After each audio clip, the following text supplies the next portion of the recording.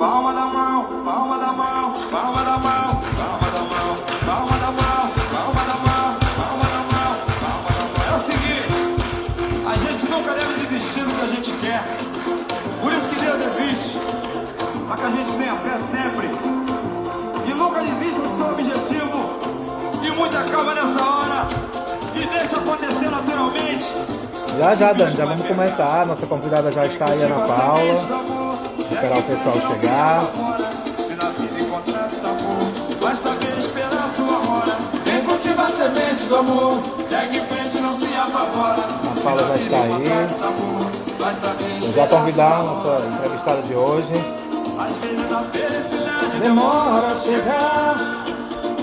Dudinha, você que fez o vídeo, muito obrigado, Dudinha, viu? Foi espetacular. Rita, boa tarde. Grande Maísa, você também chegando aí na live para nos prestigiar hoje. é dia de sol, mas o tempo pode fechar. A chuva só vem quando tem que molhar. Precisa aprender, escolhe o bem que gostar. Pega essa cabeça, mete o pé e vai na fé. Manda essa tristeza embora. Arrasou na música. Você pediu, né? Agora vai chegar.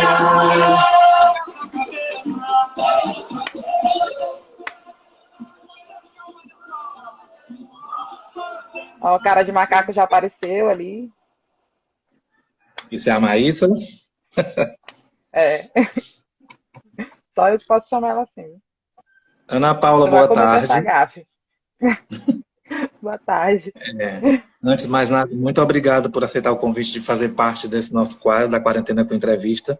É uma satisfação imensa poder falar com você, né? Um atleta de renome internacional, campeão mundial, né? Tem muita história para contar e uma trajetória muito linda para poder repassar para os nossos atletas que estão aqui na live nos acompanhando, né? Primeiro eu te perguntar por que essa música está escrita. Tá cortando um pouco o que tu tá falando. Eu só entendi um pouco do finalzinho. Porque a música tá escrita? Tá cortando. Está me ouvindo direito? Tá cortando um pouco. Só um instante, então. Eu vou só retirar você e colocar de novo para ver se a gente consegue. Agora foi. Tá melhor? Tá. Pronto. Então, assim, era o que eu disse, que é o que eu vou repetir. Primeiro, eu queria te agradecer o convite de participar, né, da nossa Quarentena com Entrevista, né, um quadro que foi criado exatamente para trazer histórias de sucesso para os nossos atletas.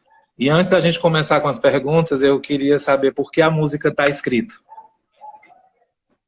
É uma música que eu me identifico bastante, que acho que resume um pouco da minha história, assim, da minha vida. E todo mundo, todas as minhas amigas, quando escutam essa música, lembram de mim. Todo mundo quando que começou a está tocar, escutando essa música grave me manda. Quando começou a tocar, alguém já entrou aqui e disse assim, ela deve estar sambando por lá.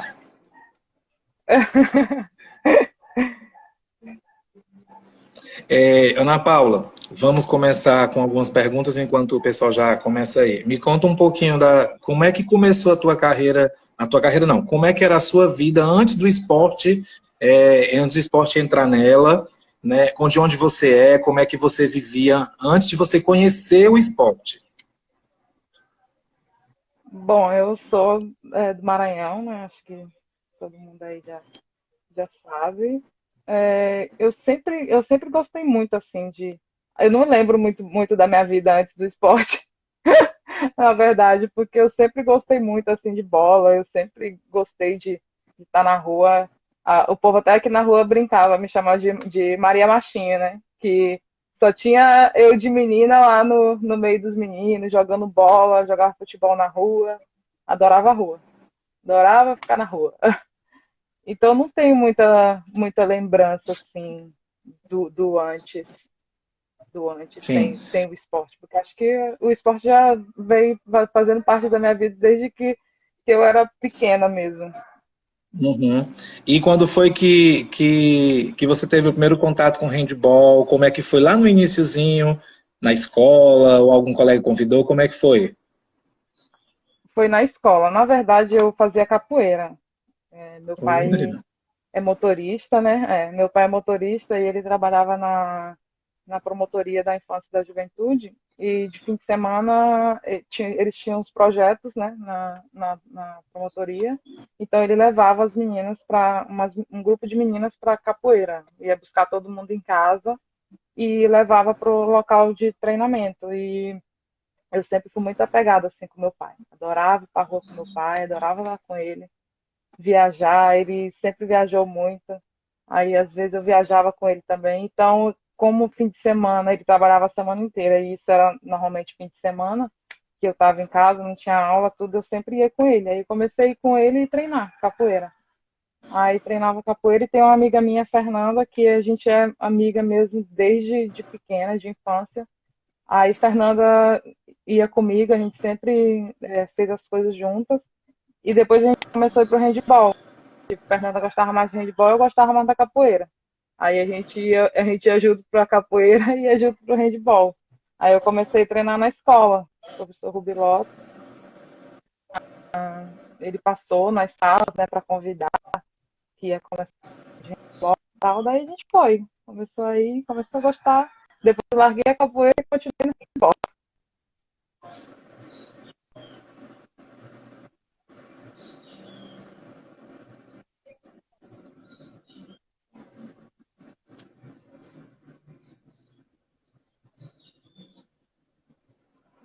Tá conseguindo me ver direito e me ouvindo, tá?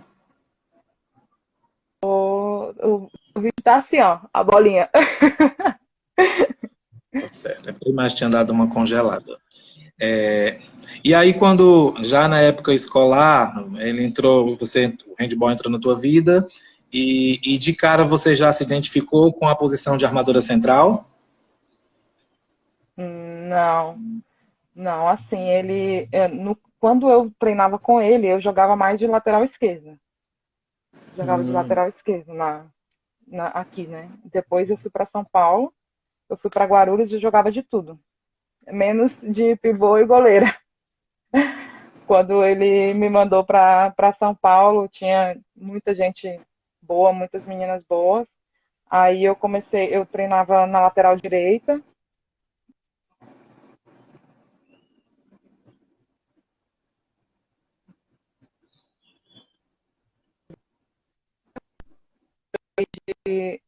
Armadora esquerda, armadora direita.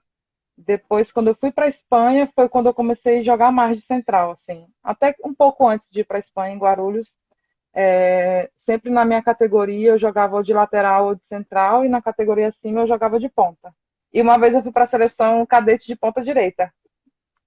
Eu era tão ruim que não tinha onde me colocar, aí falou, vai lá, quebra esse galho. Modesta, modesta. É verdade. E, Tinha muita e gente aí, ó, boa, verdade mesmo. sim, e aí quando você chegou nessa fase escolar, ainda na fase escolar, você participou de diversas competições de nível escolar ainda no Maranhão, antes da gente falar de sair do seu estado, né? Que nível de competições você participou, os clubes que você atuou pelo Maranhão? Eu joguei muito pouco aqui no Maranhão.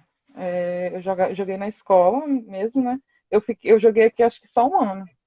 Um ano e alguns meses. 1 ano e 4 meses, mais ou menos.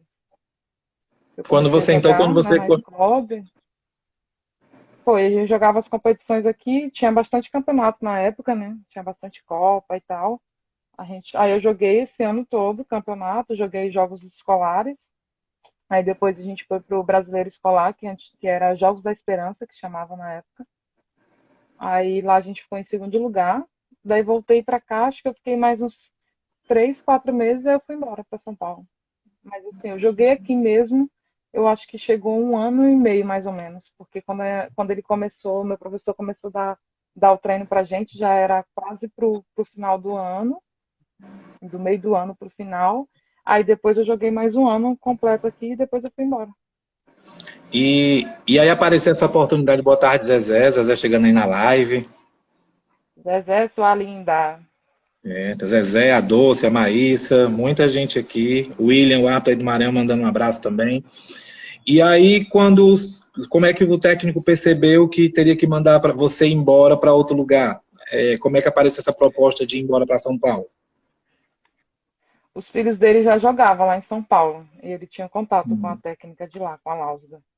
Aí, quando a gente voltou desse brasileiro, ele ficou em São Paulo. A gente veio embora e ele ficou, que nosso voo foi para São Paulo, ele ficou lá e a gente veio. Aí ele falou de mim para ela, comentou tudo. Aí depois de acho que 1 ou 2 meses que ele tinha falado com ela ligou para ele. Aí ele perguntou se eu queria ir, eu falei que sim. E você tinha quantos anos nessa época? Eu tinha 14 anos. Você foi embora do Maranhão com 14 anos de idade? Fui. Aí Poxa, quando ele ligou e falou, que tem a oportunidade para você ir para São Paulo e tal. Você quer ir? Eu falei, quero. Aí ele falou, vou passar aí mais tarde para falar com a tua mãe. Aí eu comentei com a minha mãe. Eu falei, mãe, eu quero ter a oportunidade para ir para São Paulo e tal. Aí ela falou, você quer ir? Eu falei, quero. Vocês vão deixar? Ela falou, é uma decisão sua, você decide se você quer ir ou não. Aí eu falei, eu vou. que Eu quero ir. bacana, né? Aí eu tinha Você é 14 muito anos. nova. Pois é, você é muito nova e seus pais já acatando uma decisão que definiria a sua vida ou não. Na época não se tinha uma certeza disso. E você já embarcando numa aventura em sentido ao sucesso. Tão nova, com praticamente menos de 2 anos de handball, né, sem muita experiência Foi. nem na vida e nem no esporte. E aí chegou em São Paulo. E como foi a experiência em São Paulo com 14 anos de idade? No começo, assim, foi bem difícil, porque eu sempre fui muito apegada com a minha avó, sabe? A minha avó morava aqui do lado da casa da minha mãe. Era uma casa do lado da outra. Então, eu sempre fui muito apegada com ela. E para eu ir me separar, para eu me separar dela foi muito, muito dolorido, assim, foi muito difícil. Aí, quando chegou lá, eu chorava bastante, assim, no começo, sabe? Chorava bastante, sentia bastante falta dela. E eu sempre fui muito apegada, assim, com a minha família inteira. E eu não sabia fazer nada, sempre foi aquele dia da vovó, que a vovó fazia tudo. Então foi uma barra, assim, tive que aprender tudo. Aprender a lavar louça, aprender a lavar roupa, aprender a limpar a casa. Tive que aprender tudo sozinha, com a vida. E a saudade E, era fogo, assim. Eu tinha bastante vontade, assim, de chorar. Eu me lembro, tem um vizinho meu aqui, quando eu fui embora, ele falou pra mim, quando tu tiver vontade de chorar, só chora embaixo do chuveiro. Toda vez que eu ia tomar banho, eu lembrava e queria chorar. Ai, que engraçado.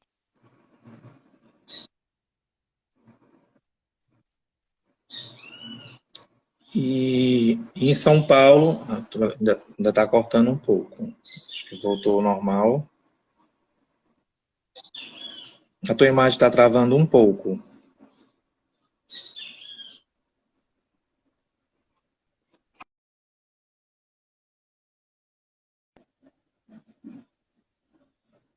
Deixa eu para ver se melhora. Não saiam daí, que a conversa está muito boa.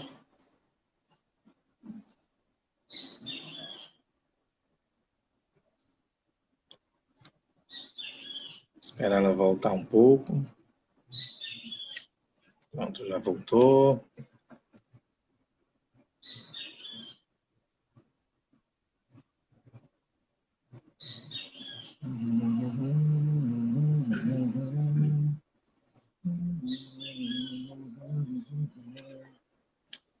Aproveitando, gente, quando a Ana Paula volta, amanhã nós também temos uma super entrevista às 17 horas. Inclusive está aqui na live participando, tá?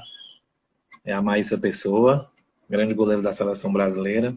Amanhã às 17 horas também estará aqui na live batendo um papo com a gente. Só esperar a Ana Paula voltar, mandar aqui o convite.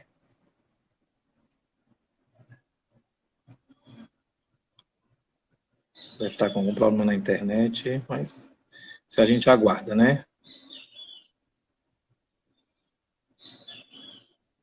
Aqui já voltou. Já mandei o convite aí, esperar a Ana Paula aceitar.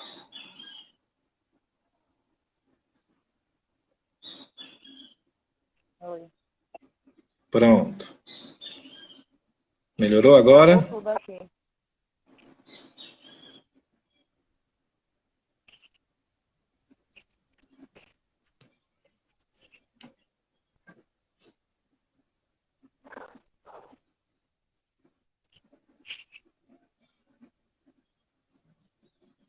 Tá me ouvindo, Ana Paula?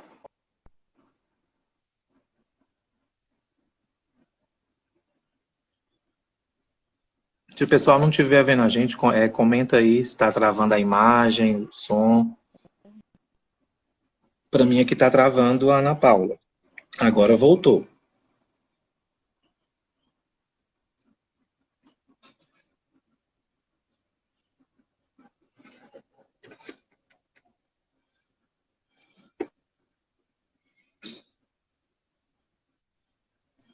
Pronto? Oi, oi. Tá me ouvindo?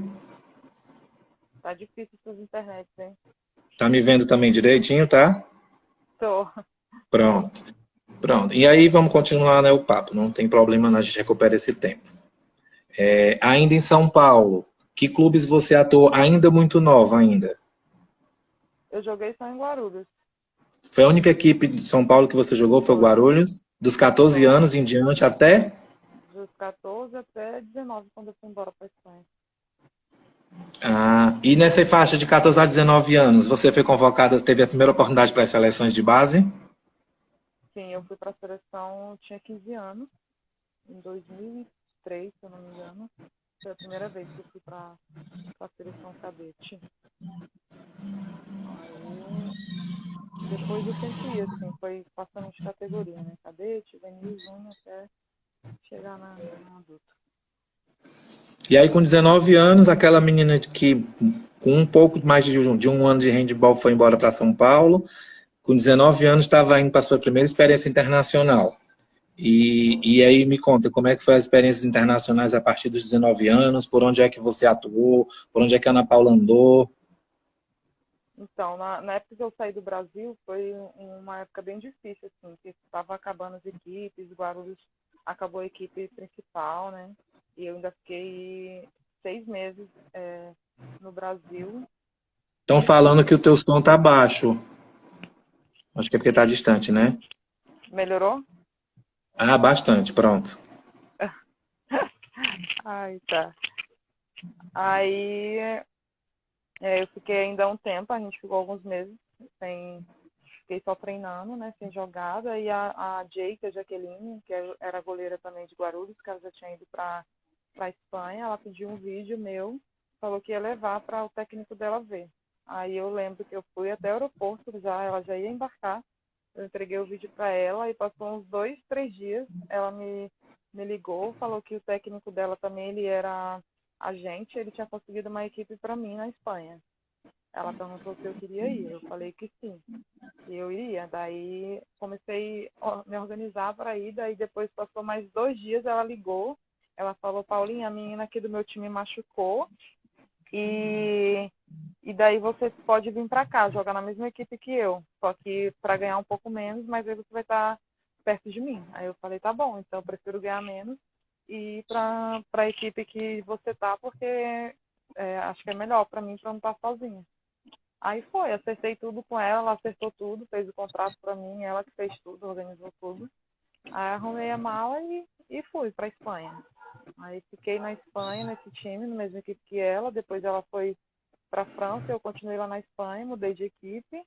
Eu fiquei 4 anos na Espanha. Joguei nessa equipe, no Roquetas. Depois eu fui para o Elche e depois eu fui para o Elche. Aí no Elche eu fiquei 2 anos. Depois de lá eu fui para o Ipo. Fiquei 3 anos no Ipo, né, na Áustria. Depois do Ipo eu fui para a Romênia. Fiquei 2 anos na Romênia. E da Romênia eu fui para a Rússia. E fiquei 3 anos e meio no Rostov. Foi agora em janeiro que eu saí de lá. Aí agora eu tô na França e vou ficar na França mais uma temporada. Ah, já está no handball francês agora.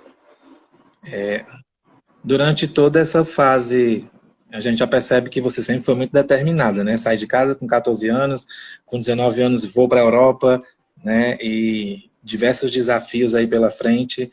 O que é que foi muito difícil para você nesse período todo? Eu acho que o mais difícil mesmo foi o começo, assim, a primeira vez que eu saí da minha casa mesmo, da casa dos meus pais, de ficar longe da minha avó, ficar longe da minha família. Acho que esse primeiro passo assim foi o mais difícil. Eu já passei por muitas outras dificuldades assim ao longo do período assim que eu tô fora e tal, que eu saí de casa, mas acho que o mais difícil foi deixar eles aqui e ir. Acho que essa fase de depois que eu tava em São Paulo, de ir para fora foi mais fácil para mim, assim, de ter que deixar São Paulo e ir para fora, porque para mim era a mesma coisa de eu Sim. estar em São Paulo ou tá fora, estou longe deles do mesmo jeito. Então acho que o mais difícil mesmo foi esse começo, de ter que largar tudo assim e É engraçado que eu tinha que fazer, vou fazer uma pergunta. Quando, quando a gente sai de casa, você sempre fala que a parte mais difícil é a gente, tipo, largar a família, porque eu sei que é doloroso. Eu já, quando fui atleta, eu tive que sim. fazer isso também, né? É uma parte muito difícil da vida da gente. Mas, tirando a parte da família, durante essa tua trajetória como atleta, em algum momento algo foi difícil, num clube que chegou, ou num tratamento que teve, alguma coisa te fez pensar que pudesse desistir de tudo e voltar para casa? Assim, desistir, acho que não passou assim pela minha cabeça, porque eu tinha um objetivo muito forte, uma razão muito forte de que me deixasse mais forte ainda para enfrentar as dificuldades, assim, porque desde que eu saí de casa eu sempre tive na minha cabeça que eu queria dar uma vida melhor para meus pais, para Bacana. minha família, que eu queria dar uma casa melhor para eles, eu queria dar uma vida melhor para eles. Então isso me sustentou por muito tempo, assim, de me manter forte, podia vir qualquer coisa pela frente, qualquer dificuldade, mas eu tinha muito isso na minha cabeça. E em algum momento se passou pela minha cabeça, isso aqui está muito difícil para mim, eu vou voltar. Eu pensava neles, assim, porque Uhum. os dois, assim, meu pai e minha mãe já passaram muita dificuldade na vida, assim, muita coisa. Então, muitas coisas eles me contam, assim, às vezes quando a gente está conversando tudo. Então, tipo, as coisas que eu já passei, os momentos difíceis que eu já passei, para mim, era pouco perto do que eles tinham passado e era pouco perto do que eu queria proporcionar para eles. Mas já passei muita coisa, assim, por exemplo, vou citar um exemplo aqui de uma coisa que me marcava bastante, quando eu tive um problema no pubis e eu sentia muita dor. E às vezes eu sentia dor para sentar, eu sentia dor para caminhar. E muitas vezes eu estava com dor e eu chegava no treino e falava, estou com dor. E não vou citar o nome do técnico aqui, nem o Sim. clube, nem nada. E o técnico já virou e falou, não existe atleta de handebol ou algum atleta que treine sem dor. E muitas vezes eu não conseguia caminhar e eu tinha que treinar. Sabe? Então, são coisas assim que marcam bastante, assim. Mas já vivi muitas outras coisas, assim. Já teve momentos depois que eu saí do Brasil, tipo, de me ver sem dinheiro e sem querer pedir pro meu pai e pra minha mãe mesmo, porque sabia que eles não tinham, sabe? Já passei muitos perrengues já. É, Graças a a Deus eu gente, sempre fui abençoada, assim, sempre tive bons amigos, sabe? E Deus sempre colocou pessoas boas na minha vida, assim. Porque sempre que eu passei por algum momento, eu sempre tive alguém do meu lado para me ajudar, para me dar uma mãozinha. naturalmente você chegou na próxima pergunta. Durante toda a trajetória da vida da gente, seja como atleta ou seja na nossa vida, Deus põe no nosso caminho sempre anjos. Desde o início da carreira profissional ou da vida pessoal até os nossos últimos dias. Durante toda essa tua trajetória, Deus deve ter te colocado diversos anjos, com certeza. Né? Muitos, Você poderia muitos citar que mesmo. são as pessoas que você julga importante na sua vida, nessa trajetória, além dos seus pais? É até difícil de citar, sabe? Porque, assim, tem muitos amigos que me ajudaram. Eu lembro uma fase que eu passei, por exemplo, em São Paulo. Aí a gente tinha um lugar que a gente comia, chamava Casa do Atleta. Às vezes eu estava tão enjoada de comer aquela comida que eu não conseguia mais comer. Às vezes a gente passava a semana inteira comendo a mesma coisa. Então sempre tinha uma amiga, não, vou trazer uma marmita para ti. Vou trazer uma coisa diferente para tu comer e tal, tipo as meninas que conviviam comigo. Então é até difícil de eu citar o nome de algumas Uhum. pessoas, porque eu posso até esquecer alguém e acabar sendo injusto. Né? E eu falo, tem minha tia também, que é, eu chamo ela de tia, mas ela não é minha tia. Minha tia Maria, que, tipo, algum momento eu abria a geladeira da minha casa, eu não tinha o que comer. Aí eu ia lá, tia, vou comer aí, porque não dá tempo de fazer comida. Chegando da faculdade, eu estou chegando da escola e vou pro treino. Mentira, que não tinha comida mesmo. Aí eu dizia que não dava tempo de fazer. Então tem muita gente assim, sabe, que sempre me ajudou, muitas pessoas boas que Deus sempre colocou na minha vida, assim. Então é difícil de citar. Tem a Fezinha, que Fernanda de Guarulhos, que me ajudou bastante, a Laura, a Marisa, a Meg, as meninas que jogavam comigo me ajudavam bastante. Tem uma pessoa que eu chamo ele de pai, que é o Xandão, que ele fazia tudo por mim. Na ausência dos meus pais, ele assumiu ali por um bom tempo que ele era meu pai, e ele tentava amenizar muitas vezes as dificuldades, as coisas que a gente passava. Ele não tinha, e o pouco que ele tinha, que ele conseguia, ele me dava. Então tem muita gente, assim, é difícil de falar o nome de todo mundo, né? Lá no começo da sua carreira, né? Ainda logo depois da capoeira, entre a capoeira e o handball, não sei se você já conhecia o handball nessa época, de pelo menos ver na TV, algo desse tipo. Você teve alguns ídolos ou teve algum ídolo para que te fizesse crescer no handball e gostar do handball? Eu nem sabia o que era handball, na verdade. Eu nunca nem tinha visto, assim, nem TV, nem nada. E, na verdade, mesmo estando aqui, mesmo depois que eu comecei a treinar aqui no Maranhão, a gente nunca teve muita informação. Eu nunca tive muita informação, porque não tinha internet, não tinha nada disso, então não assistia mesmo jogos nem nada. O pouco que eu tinha, que às vezes meu professor tinha alguma fita, né, desses videocassete, e Uhum. colocava, às vezes, alguma coisa, mas nunca acompanhei. Mas depois que eu saí, que eu comecei a acompanhar e ver, eu gosto muito da Boiana, né, da Popovic. Para mim ela é um fenômeno, não tem ninguém igual. Eu sempre gostei, quando eu jogava em Guarulhos, né, que eu era categoria de base, sempre gostei muito da Sandrão, da Superfã, da Lucila. Então eu sempre acompanhei. Depois que eu saí daqui, que eu fui para São Paulo, eu sempre acompanhei. Eu via os treinos delas, os jogos. Então essas pessoas assim, acho que no começo foram espelhos assim para mim. Chicória, Zezé, adorava Glória. ver esse povo jogando. Parecia gente de outro mundo. Parecia que estava tão longe delas. Na Sim. verdade, elas estavam ali pertinho, mas parecia que era gente de outro mundo. E tem uma pessoa que eu gosto bastante, que é o Vanderlei Cordeiro também, assim, que não tem nada a ver com handball, mas Sim. para mim ele é um cara fenomenal. Tipo, ele me conquistou quando ele ganhou aquela medalha, que o cara atrapalhou ele e ele só agradecia. Se fosse eu, ia estar Sim. xingando aquele cara pro resto da minha vida. Ia querer matar ele por Uhum. me atrapalhar e pelo contrário, ele só agradeceu e era grato por ter conseguido o que ele conseguiu. Então é uma pessoa assim, que eu admiro também. Depois de toda essa, né, de toda essa reviravolta aí, nessas dificuldades que a vida te deu, né, te deu e que tu usou como força, né, para te manter sempre viva, né, do jeito que tu tá hoje. E assim, é emocionante eu poder ouvir tua história e saber que nada é fácil para ninguém, né? Não é Obrigada. fácil chegar onde as pessoas estão, onde vocês, que eu sempre costumo dizer, que parecem pessoas intocáveis para a gente que é do handball, né, brasileiro, porque vocês estão num nível realmente, graças a Deus, trilharam um caminho que sonharam e que correram atrás. Mas assim, a sensação da primeira convocação para a seleção brasileira principal, aquela menina de 14 anos tinha saído lá do Maranhão para se aventurar em São Paulo, como foi a primeira convocação para a seleção principal, né, Eu que você teve sempre, contato com as grandes estrelas do handball.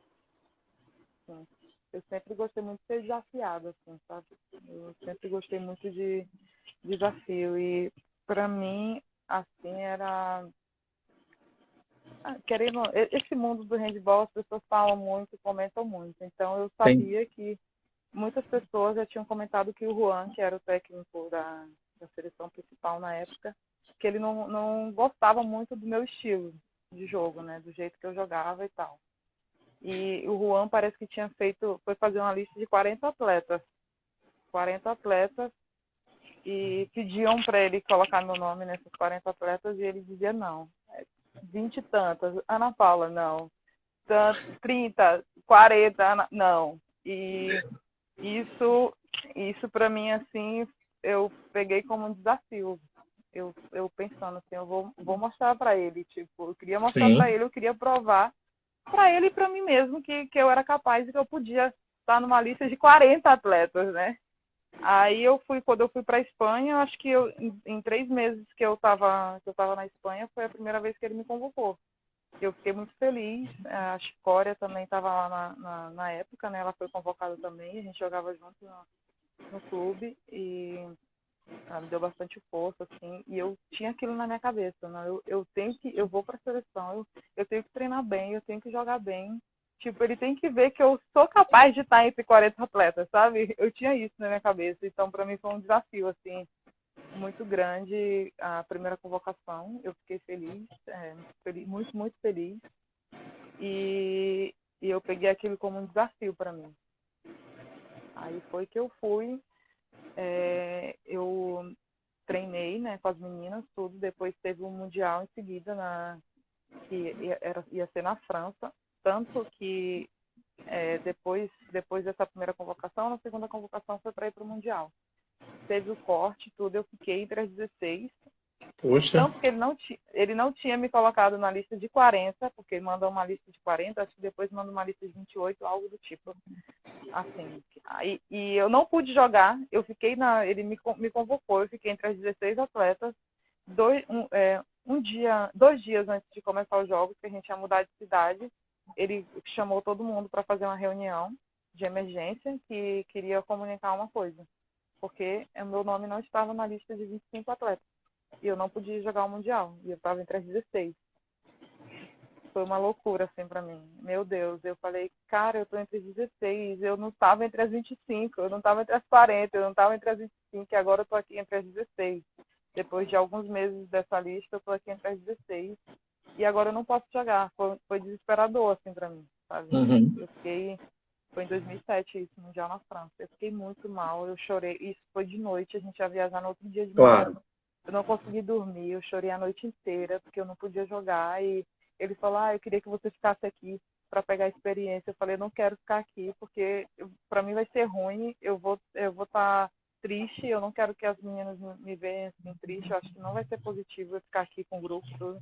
Ainda tive que viajar com as meninas até a outra cidade, tive que treinar com elas, e a Paraíba e a Viviane Jacques tiveram que jogar de central, porque não tinha, era eu e a Milene, que éramos as centrais, a Milene não podia jogar e nem eu. Nós duas estávamos na lista de 16, na convocação, entre as 16, e não estávamos na lista de 25, que eles Poxa, mandam antes, então. Aí nem eu e nem ela, e éramos só nós duas de centrais. Nem eu e nem ela podia jogar. Aí a gente foi embora. Daí depois acabou o Mundial, acabou essa fase, e a gente começou a preparação para 2008. Aí eu comecei a ir, todas as fases ele me chamava, tudo. Aí eu comecei a ir, treinar, e nós éramos 4 centrais, só ia levar 2. Era eu, a Fabiana Gripa, a Lucila e a Milene, se eu não me engano. Nós éramos 4, e no final ele só ia levar 2. Aí foi que eu fui para a Olimpíada de 2008, foi a minha primeira Olimpíada. Aí desde então eu venho no grupo até hoje. e a experiência da primeira Olimpíada? Parece que tu tá em outro mundo, sabe? Tipo, eu lembro que eu tinha visto a Olimpíada de 2004 na TV com as meninas lá em Guarulhos, numa padaria. A gente foi para uma padaria para assistir o jogo, e aí uma das meninas falava assim, na próxima tu vai estar. Aí eu falei, até parece, imagina, até parece que eu vou estar na próxima Olimpíada, eu falando assim, tipo, brincando e tal, a gente brincando. E de repente eu me vi ali, meu Deus, eu tô aqui mesmo. Há 4 anos eu tava assistindo os jogos delas na televisão, sabe? E cheguei ali na Vila Olímpica e olhava aquela vila enorme, aquele monte de prédio, aquele monte de gente. Meu Deus, isso aqui é coisa de outro mundo, sabe? Olhava para um lado, para o outro, ficava que nem pinto no lixo, como dizem, né? Uhum. E aí depois veio a Olimpíada de 2012, que também foi uma experiência excepcional, né? Apesar de não ter chegado nas semifinais, mas foi uma experiência excepcional também para aquele grupo, né? Sim, foi sim. E aí vocês chegaram no Mundial 2013. Só alegria. É. Mas assim, mas até chegar nessa alegria, nada foi fácil, porque eu sei bem que vocês trabalharam muito para chegar no Mundial. Na verdade, vocês trabalharam muito para a Olimpíada de 2012, Sim. né? E Foi um aí, baque ali, viu? A gente não ter isso. passado, tudo foi triste demais.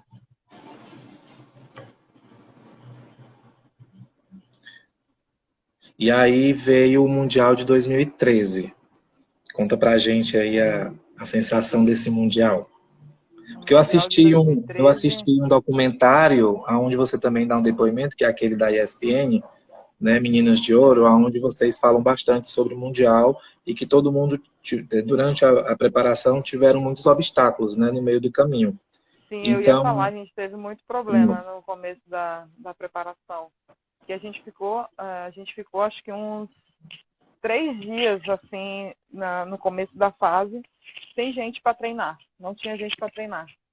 Porque estava todo mundo ferrado, uma estava com as costas ferradas, a outra estava com a perna ferrada, a outra estava com a dor no dedo, a outra estava com o pé ferrado, e não tinha gente suficiente para treinar.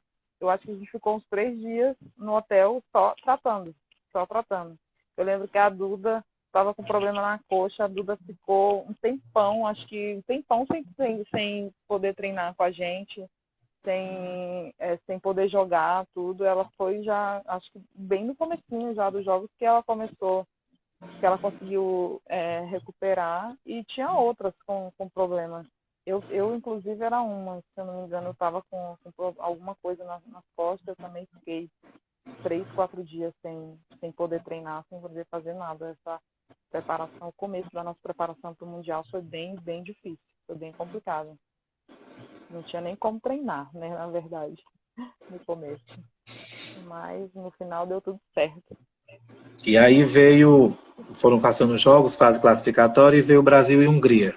Que jogo, né? Ah, meu Deus. Haja coração.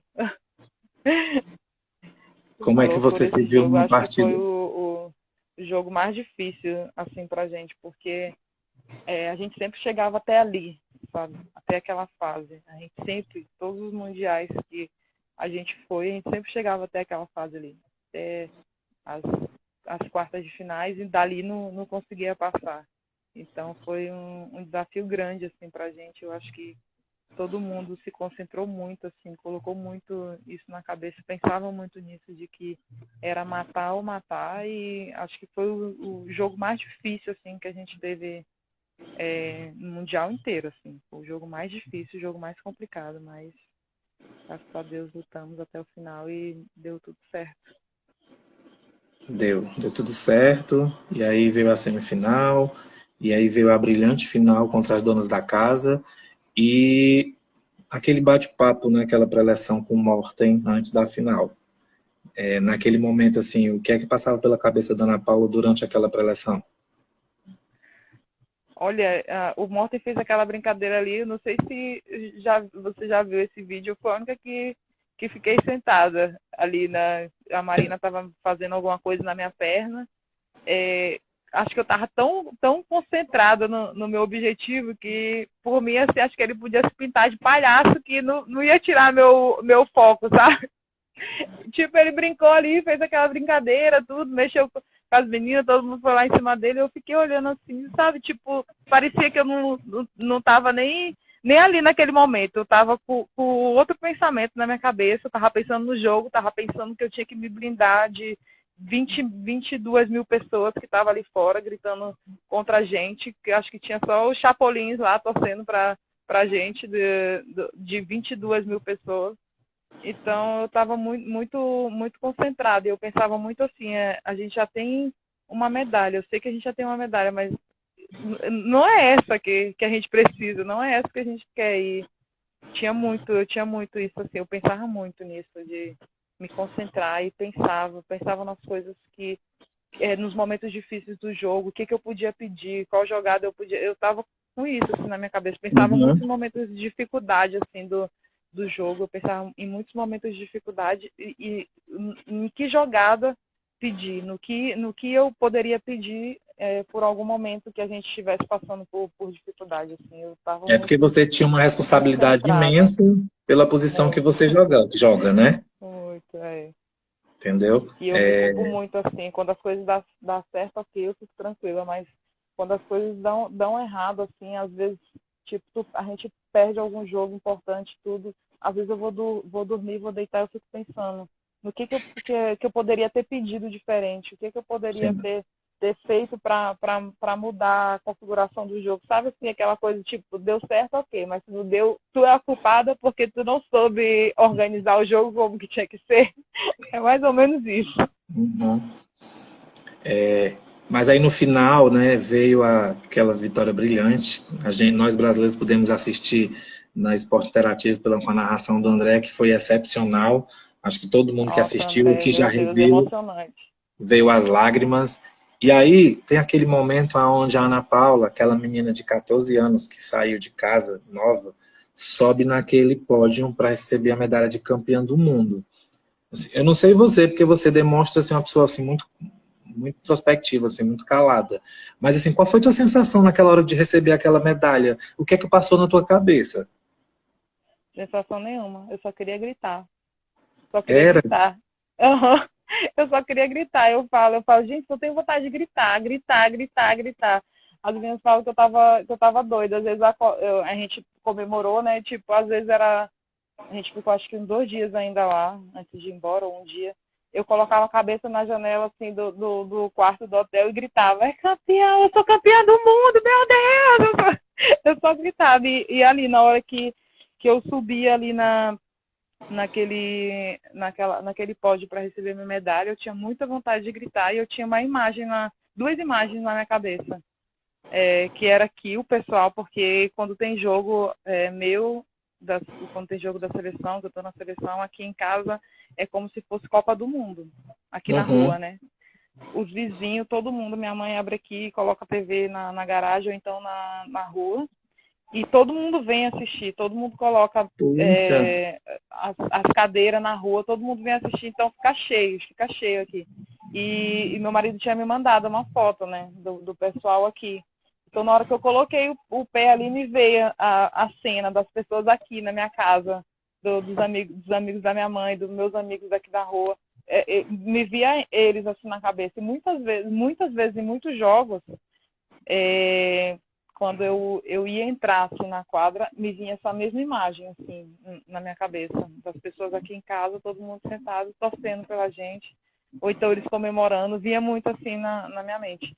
E nesse dia que eu fui receber a medalha, eu vi aquela imagem assim, e veio o Xandão, que é essa pessoa que eu tô te falando, que eu falei antes, e a minha tia na minha cabeça, assim, vieram essas pessoas, assim, né?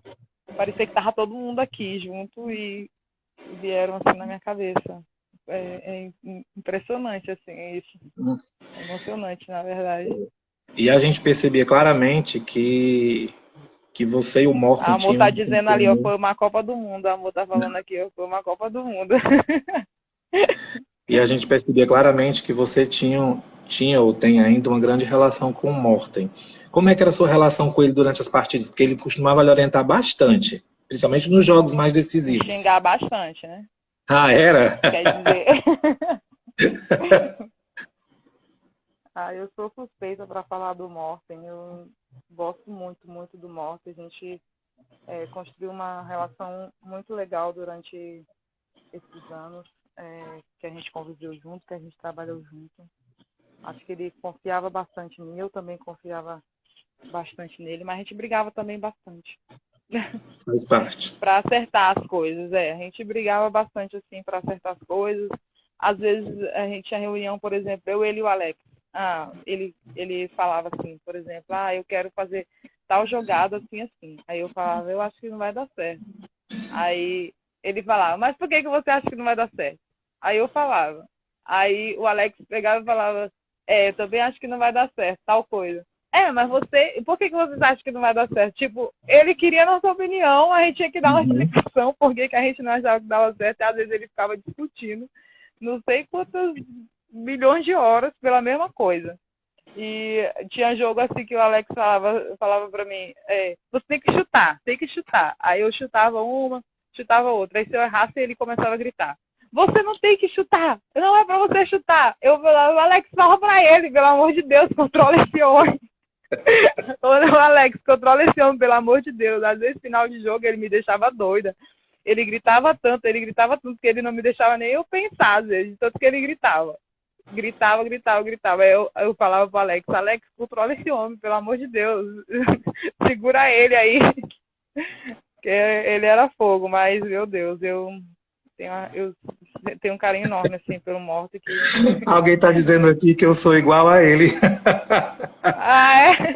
Não, um pouco parecido, né, Cássio? Alguém está assim, meu Deus, o André Costa é igual a ele, então, um pouco. Eu tenho um pouco, realmente. Ah, uma vez ele pediu tempo, a gente estava jogando contra a Noruega. Era, acho que um torneio amistoso. Era algum jogo, um torneio na Noruega. Aí a gente tava perdendo. Aí acho que eu tinha errado umas 2 bolas, assim, aí tipo, perdeu a bola e deu contra-ataque. Aí ele pediu tempo. Na hora que ele pediu tempo, ele foi na minha direção assim, direto. Você, a gente tá perdendo, é culpa sua. Você é uma merda. Você é uma merda. O Brasil tá perdendo, é você a responsável. Você é a culpada. Eu sim, agora, tipo, o que a gente faz com a instrução? Nada, ele não falou nada. Ele só pediu tempo pra falar isso pra mim. Que Nossa. o Brasil tava perdendo por minha culpa. Que eu era irresponsável. Que eu era responsável pela derrota. Desse jeito. Ana Paula, e depois dessa fase do Mundial, lógico, né? Que foi uma fase maravilhosa na vida de todas vocês. Que títulos importantes internacionais você já conquistou? Não que seja pela seleção mais, pelos clubes que você já atuou. Depois do Mundial teve a Champions League, né? Eu já ganhei a IHF Champions Cup. League. A IHF Cup, a Winners Cup e a Champions League. Foram títulos assim que... Bem expressivo, e principalmente a Champions, né? Que eu vi assim uma realidade tão distante, tipo, nossa, ganhar Champions. Tipo, quando que eu vou ganhar uma Champions? A gente, no limbo lá, tentou, não conseguia nem passar de fase, sempre morria na praia. Fomos campeões mundial e não passamos de fase da Champions League, quase o mesmo time. E, então eu via isso muito distante, assim. Aí quando eu fui para Bucareste, tipo, lá o primeiro ano que eu fui nem jogava nenhuma competição europeia, era só a liga, tudo. Eles começaram a investir para ter uma equipe melhor. E no ano seguinte foi para Champions, primeiro ano na Champions e ganhamos. Foi, meu Deus, foi a mesma sensação que eu tive no Mundial, eu tive lá. Eu só gritava, só queria gritar, subia tudo quanto era lado, gritando tchê-tchê-mê, tchê-tchê-mê, e parecia uma doida nos lugares que eu passava. Eu imagino que deve ter sido uma sensação extraordinária, né? Você ganha um Mundial e ganhar uma Champions, né? Porque a Champions hoje é uma das grandes competições que se tem na Europa. E você acha que a seleção... já vamos falar exatamente disso. Você ainda pretende fazer parte do próximo ciclo olímpico? Eu não sei. Eu não sei. É uma pergunta um pouco difícil. Acho que depois da minha lesão eu tive um retorno bem complicado, sabe? Eu não tive muita oportunidade no clube. Eu sinto um pouco mais de carga. Não sei se pelas viagens na Rússia, porque assim eu falo, esses anos que eu passei na Rússia é como se tivesse envelhecido em um ano, uns 3, sabe? Uhum. Porque tem muita viagem, a gente viaja muito, as viagens são muito longas, muitos jogos, né? Porque a gente jogava Champions, jogava a Liga e a Copa lá, e as viagens são longas, as conexões são horríveis, perde muita noite de sono em viagem. Então, assim, o próximo ciclo são mais 4 anos, né? Então, eu não sei, vamos pensar um passinho de cada vez. Eu espero estar até o próximo ano, né? Que no caso a Olimpíada, que foi adiada para o próximo ano, que seria desse ciclo. Sim. Eu espero estar nesse grupo, eu espero estar nas Olimpíadas, mas é um caminho difícil. É um caminho difícil de pegada aí, vamos ver. Eu espero que esse grupo ainda consiga segurar uma boa parte para para a próxima Olimpíada, porque realmente nos falta essa medalha, e eu acho que vocês estão no caminho, né? A gente está chegando nos 10 minutos finais da live, e eu já passou por diversas pessoas que a gente já entrevistou aqui, acho que você é a 16ª pessoa que a gente entrevista aqui. E talvez nenhuma história tenha emocionado tanto quanto a sua, né? De você poder dizer que já abriu a geladeira e teve que dizer para a tia que eu vou comer aí porque não tem. Porque essa é a realidade de muitos atletas nossos. Entendeu? Muitos, assim. Talvez ninguém tenha dito com tanta maestria e que tenha feito chegar onde você chegou. Desde a hora que você falou, isso aqui ficou aqui na minha cabeça, martelando. Porque, assim, eu trabalho com adolescentes, com crianças, e eu sei a realidade da vida de cada um deles. É por isso que, na verdade, a gente criou esse Quarentena com Entrevista, para trazer histórias de sucesso como a sua. Porque todas as histórias que a gente passou por aqui, todas são super importantes. Todo mundo se identifica com alguma coisa. Eu me identifico com um pouco de todas. Mas talvez nenhum tenha tocado quando você falou na geladeira, quando você falou que todas as vezes que você pensava em desistir ou que tinha algum problema, você lembrava lá dos seus pais e da sua mãe lá no começo. Eu não tinha ideia da inspiração que você poderia se tornar depois de uma live dessa. Porque você realmente é uma pessoa que inspira. Eu estou simplesmente encantado, encantadíssimo, com a humildade e a simplicidade que você tem de contar a sua vida, porque não é todo mundo que tem essa coragem e tem essa maturidade de falar. Primeiro que você já saiu de casa com 14 anos de idade. Você saiu uma menina, uma criança, né? E com 19 anos você saiu para a Europa. Então, assim, com 19 anos, tu já tinha vivido o que muita gente não viveu com 30. E tão só, e tão longe de casa. E muito pior, vindo do Nordeste. Né? Porque a gente sabe que nós nordestinos, a gente eu já vi muito lá de São Paulo para cá de ônibus, viu? 3 dias. Tá vendo? Uma vez eu vim de ônibus clandestino, porque não tinha mais passagem na rodoviária para eu vir embora. Aí eu queria vir embora, eu vim de ônibus clandestino. E tinha tanta gente, tanto homem bebendo, que eu fiquei com medo de dormir. Fiquei 3 dias sem dormir, porque eu fiquei com medo dos caras bebendo e não conseguia dormir. Com respeito a todos os atletas de todos os estados, né, do Brasil, de todas as regiões. Mas, assim, todas as vezes que um nordestino passa aqui, a gente sente, né, isso mesmo que a Zezé acabou de dizer, assim, a gente, né, de guerreira, sabe, assim, de pessoas que brigam, que lutam para atingir o sucesso. E, assim, não tem essa de não vai dar certo. Dá certo sempre.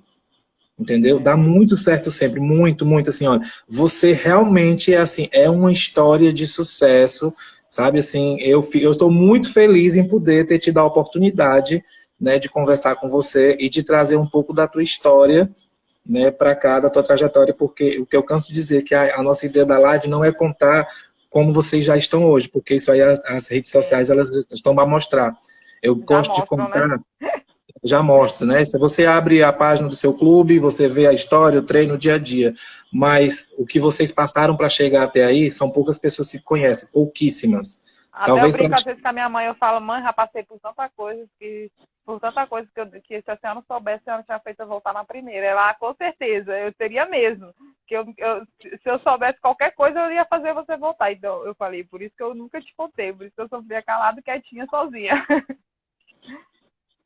Então, sou muito grato, né, por você representar não só o handebol brasileiro, mas como o handebol do Nordeste, né? Feliz mesmo porque você carrega com muita vontade. A gente vê nas partidas quando tu veste a camisa da seleção, né, que é um negócio surpreendente, assim, você emociona jogando pela sua vontade, pela sua garra. Não interessa se a fulana tem 2 metros de altura, 2,10, você vai pra cima mesmo, entendeu? Você tem a cara do povo nordestino. Perde uma bola. Erra muito, mas acerta o dobro, né? Então, só erra muito quem acerta muito, né? Então, você tem isso, você tem a cara, realmente você tem esse sangue nordestino, assim. Realmente, a Zezé tem razão, você joga uma deusa, né? Você bota quente mesmo. Então, assim, eu estou muito feliz, muito, muito feliz, assim, numa tarde de domingo dessa, poder conhecer uma história como a tua, e não vai sair da minha cabeça essa história de ter começado lá com seus pais, né, ter saído de casa cedo, e e a história de abrir a porta da geladeira. Isso não vai sair nunca da minha cabeça. Eu sei que meus atletas estão assistindo também a live, porque muita gente se identifica com a história dessa, e isso faz uma diferença danada na vida das pessoas. Porque faz, entendeu? Isso faz uma diferença grande na vida de todo atleta que quer crescer. Ana Paula, muito obrigado, mas muito obrigado mesmo de coração. Eu agradeço pela oportunidade de poder falar um pouco da minha história para vocês, para todo mundo que está aí assistindo. É muito bom, eu fico feliz de poder ajudar de alguma forma. É uma ajuda surpreendente, entendeu? Assim, eu posso falar por nós cearenses, que sempre acompanhamos os jogos, somos muito apaixonados pelo handball mesmo, né? Eu canso de dizer, escuto atleta novinho dizer, eu quero chutar igual a Ana Paula, eu quero chutar igual a fulana, entendeu? Assim, é muito bonito. Agora você pode falar, eu quero ver se está disposto a passar o que ela passou. Eu sempre brinco, todo mundo quer ser Ana Paula, todo mundo quer ser Duda, todo mundo quer ser Alexandra, mas será que todo mundo está disposto a passar o que elas passaram? Eu sempre falo isso aqui muito aqui para as pessoas. Eu falo, todo mundo quer ser eu. Ah, porque eu te admiro, não sei o que e tal. Tem que querer passar o que eu passei também. Isso, porque exatamente. não é fácil. As pessoas só têm essa visão, que nem tu falaste, que tá lá, joga na seleção, tá na Europa e tal, mas não sabe o caminho que a gente teve para chegar e para estar onde a gente está. Não é fácil. Vocês escutaram um pouco aí. Contei um pouquinho só do que eu passei e quero que vocês saibam que não é fácil, mas que vale a pena, e eu sempre falo isso, que vale muito, muito a pena. Tudo que eu passei, eu sou grata, assim, e aqui minha mãe, entrando de fininho, trazendo a roupa. Uhum. Tudo que eu passei, eu passaria tudo de novo para ter o que eu tenho hoje, para ser o que eu sou hoje. Então, eu falo, vale a pena, vale muito a pena. Muito feliz pela entrevista, muito, muito feliz mesmo, né? Amanhã a gente também vem com outra nordestina, arretada mesmo, danada. Cara de macaco. Amanhã a gente vem com a Marissa, né? Na quarta-feira a gente tem Dani Piedade, que também vai estar aqui falando um pouco da história. Então é isso, a gente procura trazer para os nossos atletas e para os nossos técnicos, para os amantes do handball, histórias de sucesso, que para quando essa quarentena passar, as pessoas estejam completamente motivadas, né, em querer continuar esse processo, porque não está fácil, né, mas a gente está torcendo e rezando para que isso acabe logo. Tá difícil para todo mundo. Eu sei, tá muito difícil, mas a gente vai passar por essa. Agradecer a todo mundo que esteve na live, Zezé participando, Maísa, Rosângela mandou um abraço pro William, viu? Muita saudade dele. Ontem eu e o Pedrinho falamos nele. E é isso, gente, viu? Foi muito bom hoje. Minha muito sobrinha bom. Tá falando aqui, ó, liberdade foi a loucura quando eu ganhei o Mundial. Liberdade é o bairro aqui que a gente mora. Liberdade foi a loucura. Eu acredito que eles tratem você realmente como uma estrela, porque até em carro de bombeiros, quando você ganhou o Mundial, quando você voltou para casa, né, você passou pelas ruas com Luiz. Isso eu consegui, isso aí a gente viu pela televisão. Mas que bom. Agora também, quando a gente ganhou o PAN, também andei no carro de bombeiro. Eu tava lá e eu falava, gente, a gente tem que ganhar, porque eu quero andar no carro de bombeiro.